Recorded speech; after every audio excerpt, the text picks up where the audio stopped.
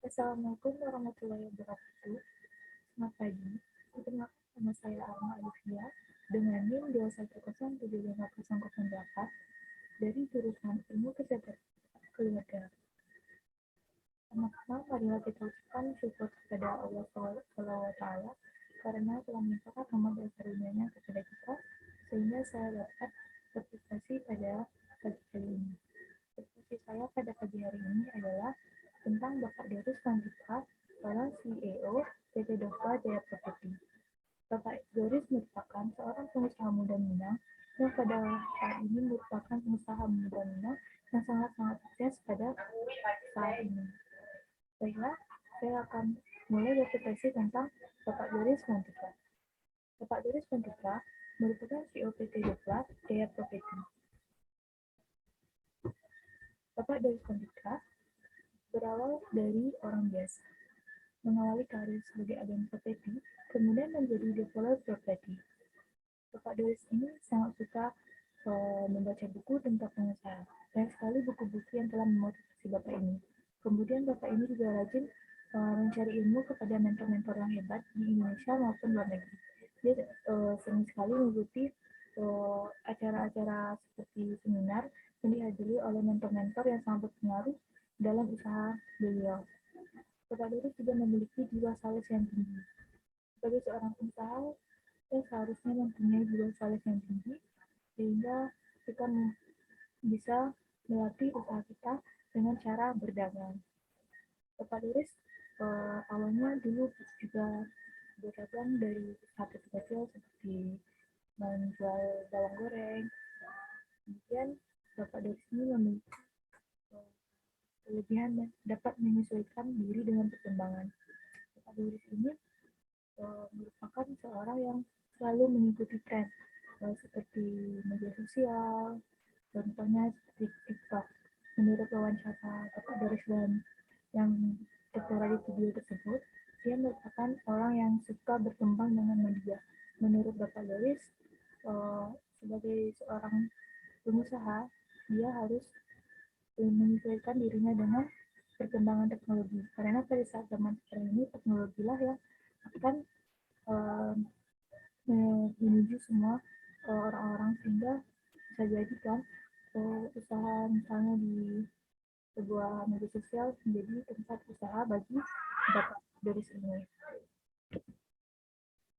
Tentang strategi usaha, dalam menjalankan sebuah bisnis dan usaha, menyusun strategi bisnis adalah hal penting yang perlu dilakukan di awal. Strategi bisnis adalah upaya wirausahawan dalam mengambil kebijakan dan pedoman yang memiliki komitmen dan tindakan serta rancangan untuk membangun keunggulan dalam persaingan bisnis untuk memenuhi tujuan bisnis. Strategi Bapak Doris membangun usaha.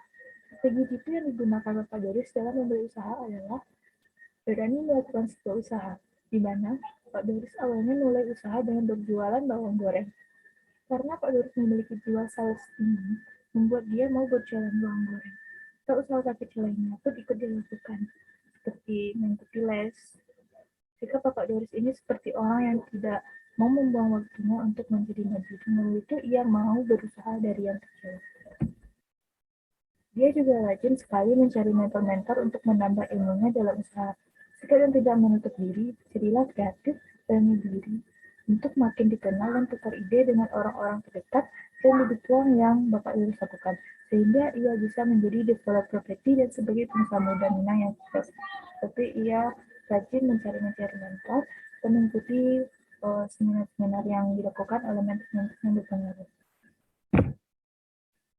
Strategi usaha lainnya yaitu Bapak Doris memiliki strategi yang sangat membantunya sukses dalam usaha lain adalah dia mengenali target pasar dalam penjualannya.